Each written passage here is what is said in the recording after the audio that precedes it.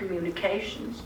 She helps leaders, speakers, and salespeople craft and deliver messages that move people. She has over 20 years experience in sales, leadership, and speaking. She developed her Talk to the Brain platform to teach what audiences need to remember, to be inspired, and to act. Thank you.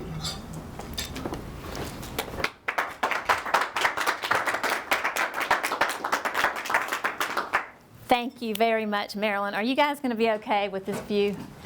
The podium is a big challenge for me. They had to put up with mine, so. Yeah, so I'll try to stand over here a little bit if I may. Thank you so much. I know that you think I'm going to talk about myself, but we're going to talk about you and a little bit about me. So before I dig into a little bit about what I want to bring to you all today, I have a question. How many of you find yourself in a situation where you have to present, either in a large setting or a small PowerPoint or a webinar, or even convincing your spouse to go to a baseball game? Pretty much everybody in this. Pretty much everybody, right? I figure at some point or another we're all in a position to where we are working hard to influence people's behavior. Before I tell you a story about how I developed Talk to the Brain and my Purpose, Momentum, Impact Foundation, I would like to give us something else to remember. And it's very simple. It is 3 letters, and I will ask you to remember it. Gus, okay? Just remember that, Gus. My platform, and we're going to move away and we're going to come back to Gus, but it's important to me that I always remember that you all are sharing something that is your most valuable resource. For the next 20 minutes, you are giving me your time. And so I want to make sure that when you walk out of here, you have something valuable that you can use immediately. And we're going to find that in Gus, okay? All right, so art and sport of communication. People always lift an eyebrow when they hear me say the sport of communication. Now, a lot of people understand art and that it's about our style and our personality, but the sport of communication, I think, is equally, if not more important today more than ever before. Because communication, to me, can be competitive. We're always having to pivot. We're always having to change our message. If we're using sales methodologies of the 1990s, they're old, they're tired, everybody's heard them, and they become predictable.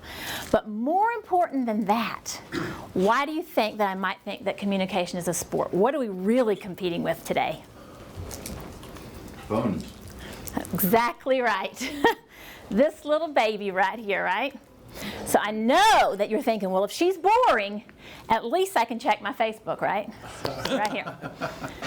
What about this? So have you ever been in a meeting and you keep your phone like that because you want to be polite, right? But every once in a while, you're like,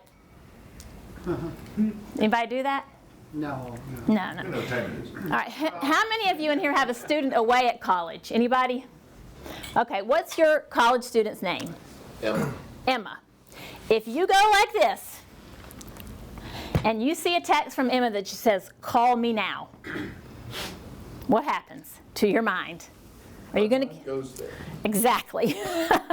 Exactly. No matter how compelling my message might be, Emma has your mind. Whether you get up or not, your mind starts racing, right? So not only do we have the opportunity to be distracted, our brains have become accustomed to it.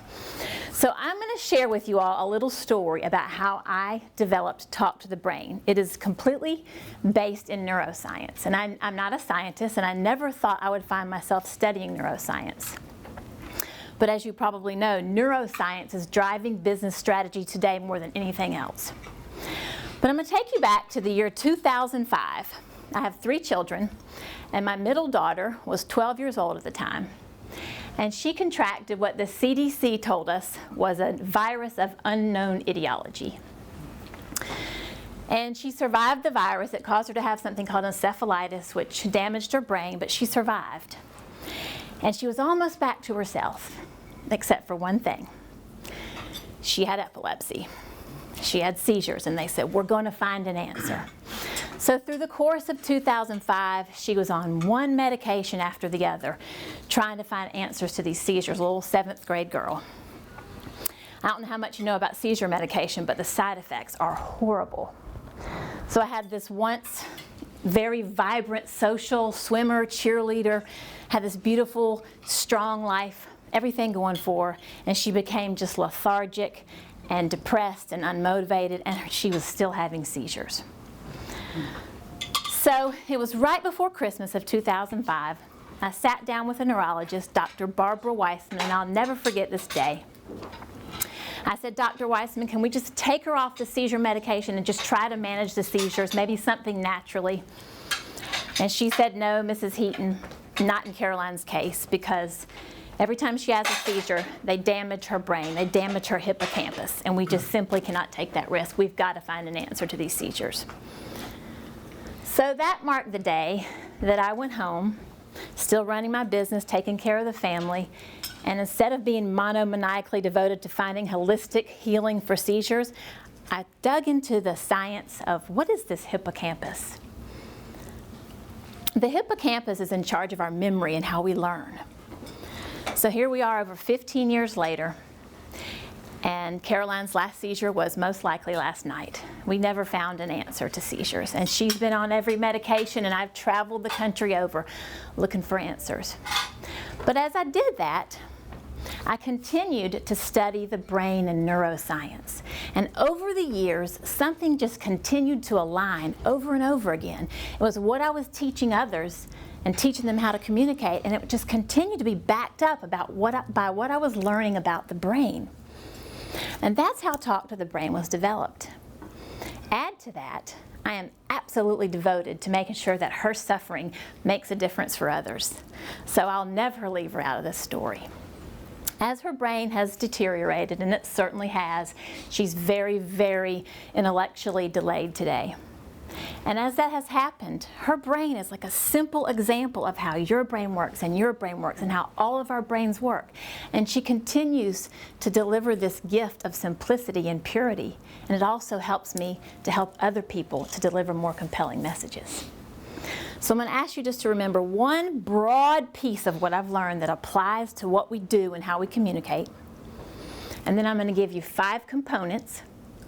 But don't stress, because you're going to walk out of here with Gus, and you will remember Gus, and Gus will help you to apply what you learned without too much effort, okay?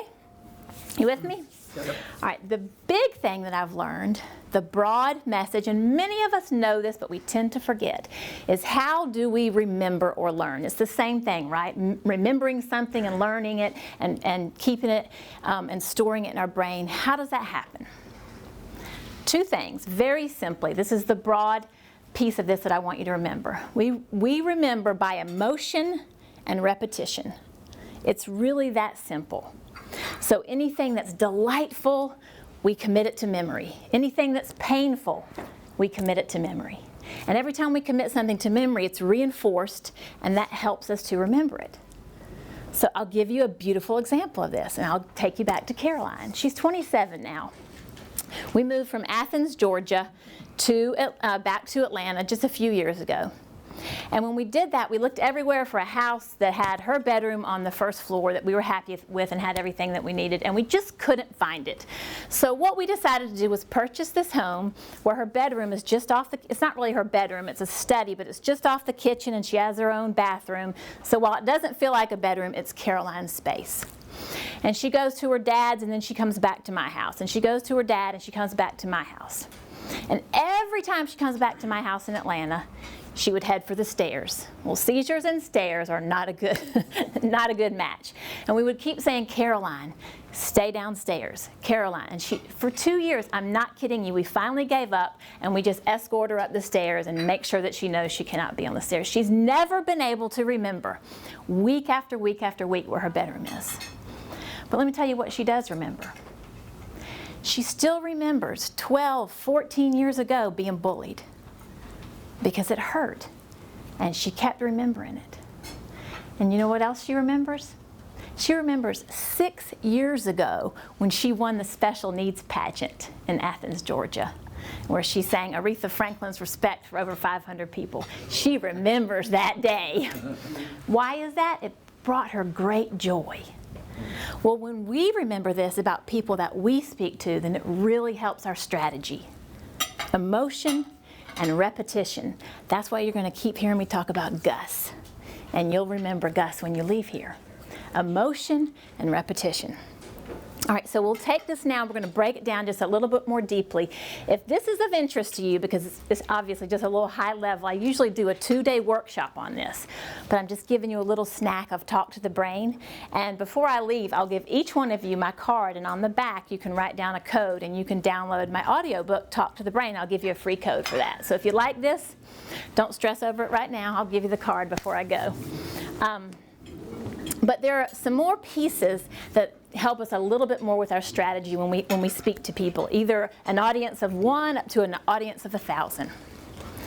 And we're going to start with the 4 chemicals that make our brain happy. Because when we make people feel good, they want more of us, right? They want to lean in. And the first of those is something that is a very hot topic today. Does anybody know what that might be? An addictive chemical that people are becoming. You're close. And that's one of them. Serotonin? The very most addictive chemical is actually dopamine. Dopamine, people think of dopamine as, okay, I'm going to go and I'm going to run a mile, and that's dopamine. Dopamine is actually the desire hormone. So it's that seeking. When you're looking forward to something, when you're anticipating something, that's dopamine. That's why Caroline can do something that if you have ever heard of Jiggity.com, it's jigsaw puzzles. She can sit there for hours and move those puzzle pieces because she's looking for that reward. Dopamine is feeding that. That's why if you've ever asked a young person to put away a video game, they will go berserk if they are not quite to the next level. So dopamine is temporary and it's highly, highly addictive.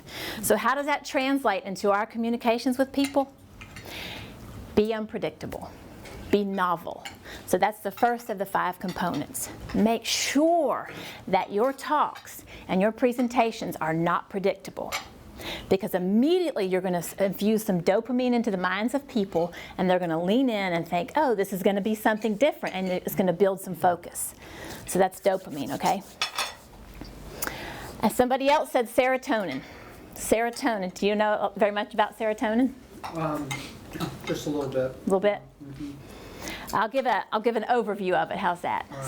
Serotonin, dopamine, interestingly, can be obtained all by yourself. You can go on Facebook, you can exercise. There's all types of things that you can look forward to that will build dopamine. But serotonin is only built through human connection. So when somebody compliments you, when somebody makes you feel good, when somebody says something nice to you, when somebody makes you feel warm, and someone gives you a feeling of pride and confidence, that's serotonin. So how do we do that for our audience? Here's what I've learned about serotonin. You could say something nice and generic, a nice compliment. You guys are great. You're in this philanthropic organization. Way to go. And I don't think that works. The very best way to produce serotonin, which feels really good to our audience, is to validate their perspective. Let me tell you a little bit what I mean by that. Validation, and I've been challenged on this over the years, and I love this question. When people say, well, what if you don't agree? What if you're in a sales setting and you don't agree with their perspective and you're trying to change their mind? Validation and agreement are completely different. They're 2 different things. Validating is that you throw your agenda out of the forefront of your mind, and you choose to be vulnerable, and you listen to people, and you choose to respect and honor their opinions. What if politicians did that? It'd be different, wouldn't it? So that's how you build serotonin in the minds of your audience. If it's a large audience, I certainly recommend do your homework, learn about their thoughts, their perspectives, what they might be thinking. But I'll give you a little fun example, actually. I used to speak in a lot of inner city high schools in my career. And it used to take me, especially if it was mostly an inner city, and I walk out with my briefcase and my heels and my lipstick on, and the whole audience would be like, and it would take them about 10 minutes to really let their arms down and lean in. Until one day I did this, and I never stopped doing it in these schools. I walked out onto the stage, and I said immediately, I know what you're thinking. What is that tall, skinny, prissy white lady doing, and what could she possibly know about us and our lives? And here's what I got. Yep, they all nodded their head and said, that's exactly what we were thinking. That's serotonin. You guys get it? Yeah. Validate the perspective of your audience. Yep. Then they all of a sudden feel like, she gets me. All right, so we've got dopamine, we've got novelty. Then we've got serotonin, which is validating the perspective of your audience. Another chemical that makes us feel really good that we've all heard of, I'm sure, is endorphins. Endorphins, of the 4 chemicals I'm going to share, that's the most challenging to produce in the minds of our audience. Does anybody know how endorphins are developed and created? What activities? Physical exercise. Exercise, activities, yeah. Sex? Yeah. Yep. Nice. Reaction to pain. That's exactly right. Endorphins help us to, that's why the runner's high is there, because the body starts to really hurt. Endorphins come in and fool you and make you think you feel great when you're really in pain. Spicy food.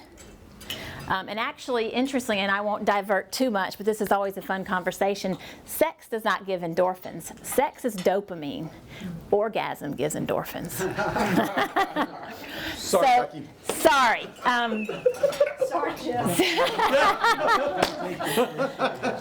But I bet you guys won't forget that I say that, because endorphins, all it really is reward, okay? It's relief. All right, say it one more time. Endorphins are, I'm not going to say it again. No, Come no, on no. now. The orgasm was endorphins. Correct. The The act of sex is typically dopamine. is dopamine. Yeah. Dopamine and Yeah, okay, gotcha. it's that, yeah. And you can create more than one of these chemicals in your mind at once. There's always a balance of them. There always is. But that's a great example, because to remember what you're trying to do to make your audience feel great, you want to give them a sense of either reward or relief. So if you start to feel a little bit anxious about all this information, and I might want to take someone with me, then I've already given you a little bit of, but she's got this thing called Gus. It's going to help me to put this to use, right? That gives you a little bit of relief.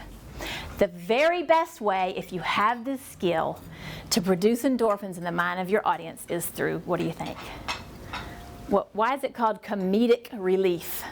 No. Laughter. Absolutely. When people laugh, endorphins ignite and they feel good. That's why people love comedians. There doesn't have to be a clear message from a comedian. They just love to lock arms with a comedian.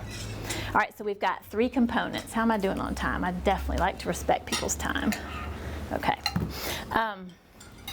So we've got novelty, right? You want to be novel and predictable.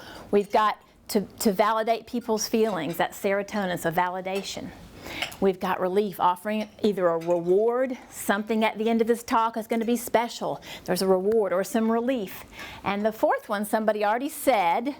What was the other chemical I heard? I think it was the first one that somebody said. Starts with an O. Oxytocin. Oxytocin. Oxytocin is the king of the 4 chemicals because it lasts the longest. Oxytocin is the love chemical. Not lust, but love, which means trust, connection, and bonding. Bondage, what did you just say? Bond. Oh, bondage. Right. I'm just trying I've to distracted you. Hey, Amy. Oxytocin is the feeling of trust and love and bonding. Okay. And that's the most powerful of all 4. I'll give you a really cool example. And probably most of us have experienced in our life, at least experienced this in our life, if not once, then more than once. Early on in relationships, love relationships, that's dopamine at its best. There's all that, oh, did they text? Did they call? I can't wait for the phone to ring. You feel really, really excited early on in relationships, right? Everything's new. That is dopamine just firing away. So if you ever have a friend who has a new love interest and they start to lose interest in your friendship that they've had for a long time, give them a little space, because they are absolutely flying on dopamine high. But statistics show that after about 2 years, dopamine wanes. It's not so new and exciting anymore. And if oxytocin ignites and a true love and a true bond develop, then that eliminates the need for dopamine. So if you're giving a talk and you can say something really unusual and novel in the beginning, Over time, when you really connect with the audience, you don't have to continue to worry about making them feel stunned or shocked. As a matter of fact, that can be too much, and that causes something called norepinephrine, which makes people feel stressed. So oxytocin is that love, that trust, that bonding in a message. So how do we get that in a talk? I'll give you an example of how I learned to really give oxytocin in a talk. I do speak a good bit about my Talk to the Brain platform and about communication strategy, but I also feel compelled to share the story of the journey of our family. And from the time Caroline got that virus, we have been through quite a challenging journey. And I used to share it, and this was a lot of times in school settings, I used to share it just on the surface. And I really was afraid to go deep into some of the moments in time that our family has faced, because I was always afraid that I might sound like I was whining or I was a victim or I wanted sympathy, and all those things make me extremely uncomfortable. But it dawned on me, and especially through my research and my studying, that either go big or go home, Tara. Don't give these people just a little piece of yourself. Open up your heart, as Brene Brown says, be vulnerable, and let them feel the real story. Because you know what happens when we do that? Trust. Trust. So instead of sharing just high level about things that happen, I will go into examples like the day that I was at Caroline's swim meet. And when you watch somebody with seizures in the water, it's petrifying because it's silent. She could go down at any minute. You don't hear it, right? But she was a great swimmer, and we tried to keep her active in as many activities as we could. So we're at the swim meet one day, and she finishes her little backstroke, and everybody's clapping, and I'm thinking, we've been here for 2.5 hours. I don't know how much more my heart can take, because the whole time I'm just waiting and waiting for her to go down. But I want her to have her life to the best of her ability. And so it's almost over. She jumps out of the pool. Her friends hug her, and she starts walking toward me. And out of nowhere, she crashes. And all I could see was, and I ran, of course, and there's blood all over the pavement. Everyone's crowded around. Here comes the ambulance, and there we go, off to the emergency room again. These type of stories took place again and again. And when I work hard to help people to find strength and live in their journey, these are the stories that we have to share. These are the moments. For some strange reason, and with all my study of the brain, I've never figured this out. I think it might be protection, but for some strange reason, do you know what I remember most about that day? It's the oddest thing. She lost her favorite earring. That's so odd. Of all, I mean, it just kept happening again and again, these terrible moments. But for some reason, those little things stand out in my mind. So when you spend time and take and respect the time of other people in an audience setting, I encourage you to let them see the real you. Let them see your fears and your insecurities, not just your talents and your knowledge. Make sense? Mm-hmm. There's a very famous Teddy Roosevelt quote that will back me up here. Does anybody know what it is? Right in the arena. Nobody cares how much you know until they know how much you care. Yeah. No, you know what? That's Maya Angelou. I take it back. Okay. Yeah. Yeah. Yeah, that's Maya Angelou. There's another one that's very close to that from Teddy Roosevelt. About carry a big stick, right? Or Yeah, that was one of his. Yeah. Walk softly and carry. yes. Yeah. No, he had another one that was similar to this. Bully a lot too, I think. Actually, that was Teddy Roosevelt. There was a Maya Angelou, but now you're challenging me. I have to check my notes. Well, I'm not going to check it on my phone right now. So I want to pull this all back into to remind you what the 5 components are, because I do hope that when I leave that I will have left you with something that's valuable. But if I were you and having heard this very short talk, I would be thinking to myself, you know, that's kind of a lot of information, and clearly there's a lot more underneath it that backs up the strategies that I share. So I want to kind of pull it all into one message that I hope will help you to remember how to improve each and every one of our messages every time we step out into the world. Every day, and I actually happened to mention this to Barry when we were chatting, every time before I address an audience, I remind myself of the same thing. that I think we're all here to give back, and our greatest gifts are each other. And so I never, ever, ever want to focus any message that I have on myself. I want it to be for you. So if we take all the science and information and fun and laughs and we really compress it into 3 words that spell out an acronym, which is what? Gus. Very good. I'll tell you what that is. And I hope you'll remember this. And I hope that next time you address an audience, you get a little bit better results. Maybe you win the sale, or you convince a committee to spend more money, or whatever the case may be. If you earn a new client, I hope that this helps you. All of what I've shared can be wrapped up into 3 words. And the first one starts with a G.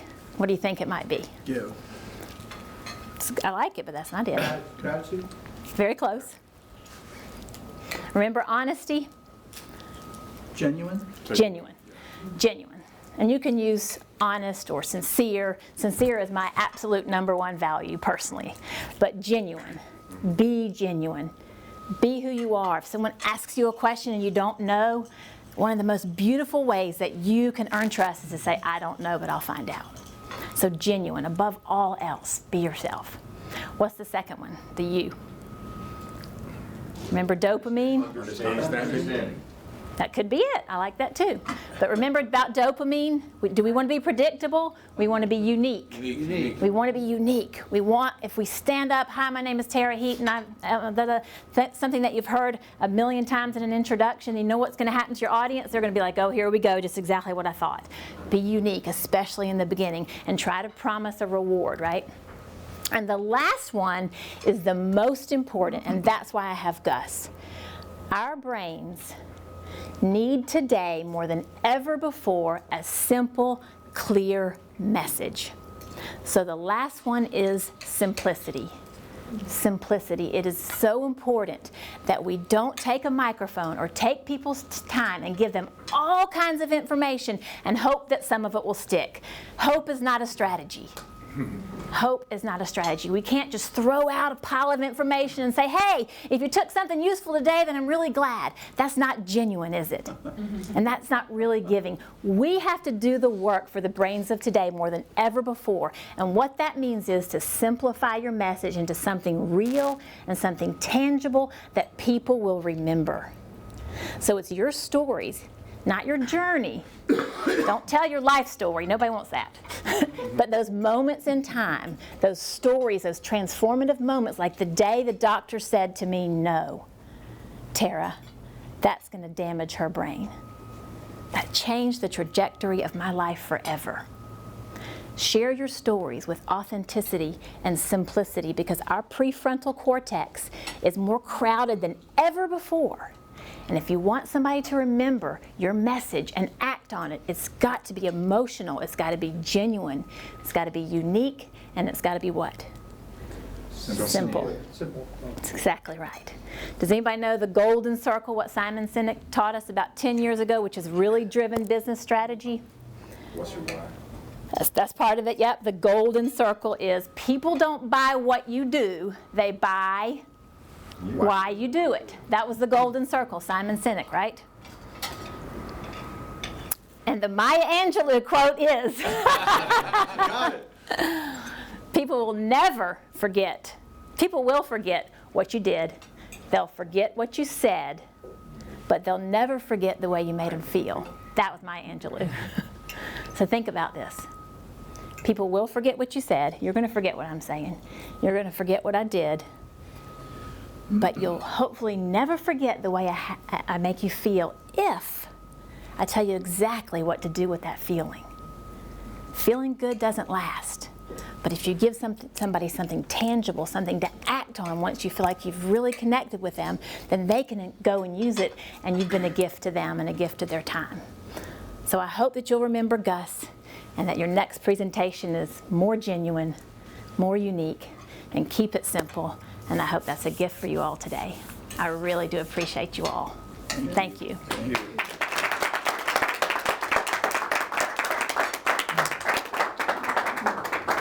You said to get a code. Oh, yes. share with us, and Let me do that. We've actually got 5 minutes or so. If there are specific questions for Tara, I assume that's okay. Oh, absolutely. I'm going to pass this around, and then I'm going to give you a code, and if you would like to, you can download the audiobook for free on my website. There you go. Thank you. Yeah. There you go. And just write it around the back. Thank you. Thank you. Thank you. There you go. Taking notes. You sure? Awesome. Okay, I think so. Sure, sure. There you go. There you go. Here's 3. Awesome. Yeah. Hi. Oops, sorry. Did anyone have a specific question before? I'd have a comment. I think it's Joel Osteen. Obviously, been watching some of your productions. Thank you. Pardon me? Joel Osteen. Yes? He starts out with the